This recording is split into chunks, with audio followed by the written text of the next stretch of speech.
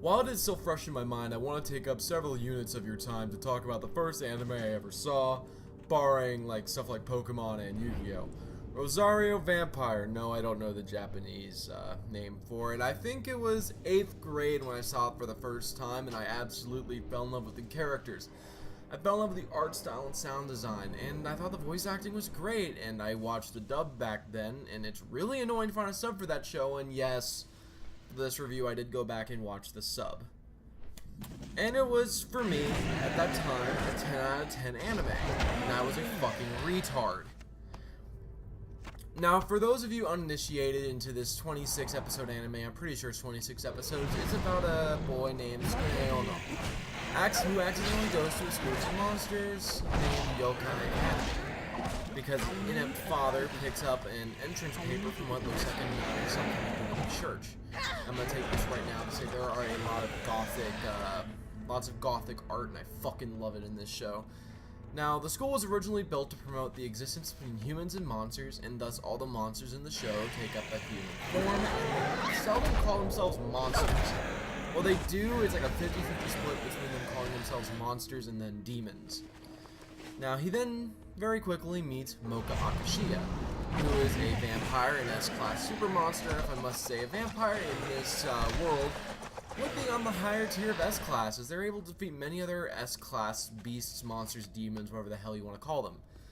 Her power is contained in a rosary, and that's why the name is what it is for the vampire. Later in the show, we meet our main cast of characters in the form of Yukari Sendo, a young witch who skipped a few years to enter high school, Mizure Shirayuki, who cannot speak Japanese very well, who is a snow woman who can control ice, cold, and other things of that nature. And up next, our little harem, and yes, this is a harem/ecchi anime.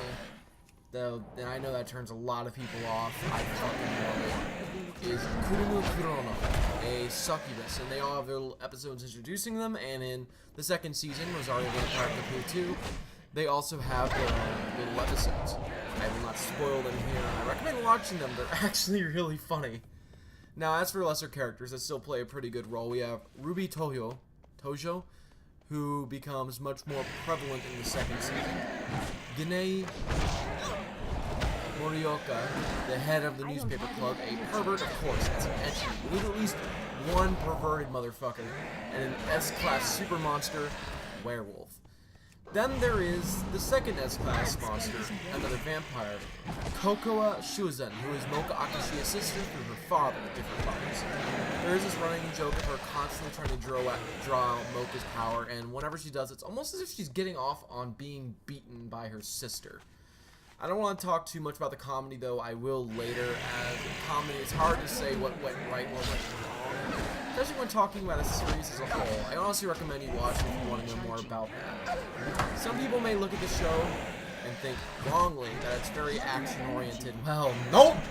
It kind of works off the Monster of the Week principle, sort of like a more fucked-up version of Powerpuff Girls, where in every episode there is a monster or something that gets beaten because Tsukune accidentally rips off Mocha's rosary. The fight ended rather quickly with the exception of the Ruby Tojo fight, which was probably the best fight in the show, mostly because it was the one of the few where it felt as there was actually some drama, some action, some actual fucking tension in the fight.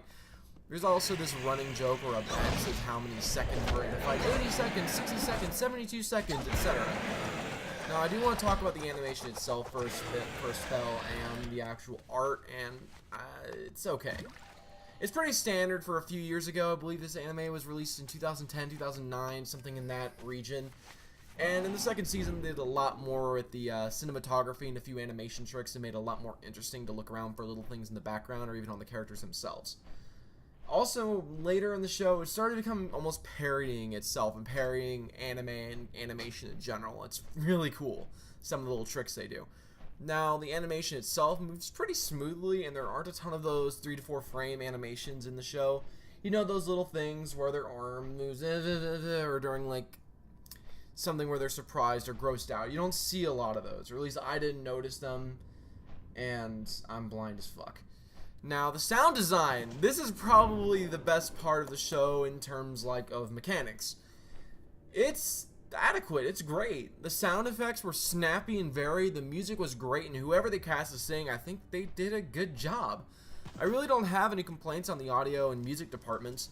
I need to praise one thing specifically, though, and this is where more of the gothic stuff comes in. The theme song for the second season was so fucking good.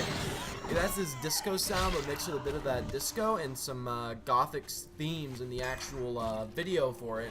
It's fucking great. Honestly, if you're not going to watch the show, I recommend you at least find the video on YouTube. I do not want to touch on the comedy as much, like I said before, but I do want to talk about the style of comedy and how they vary things, and more shows need to do this. Panty and Stocking only had like one kind of really perverted style. It was funny, but I think it's good to have a mix of jokes. Now, the story is ultimately a fish out of water story, and that's where a lot of the humor comes from. Each character has their own style, some more differentiated than others, which I think is kind of neat. It feels like they had a bunch of people on the team for writing comedy for the, well, I don't know how much the manga and the anime differentiate. I know they do a bit. I'm sure the manga continues the story a bit more. I do plan to buy it. More on that later. So, Mizure is probably my favorite, and she is my favorite character in the show because I'm a fucking weeaboo asshole. I'm not a weeaboo, please don't hate me. With a very cold, dry, and almost cynical sense of humor. Yukari and Kurumu are more bubbly and slapstick based, as Mocha's humor is like kind of an ignorant space thing. She doesn't really understand what she's doing from time to time, which is kind of hard to explain.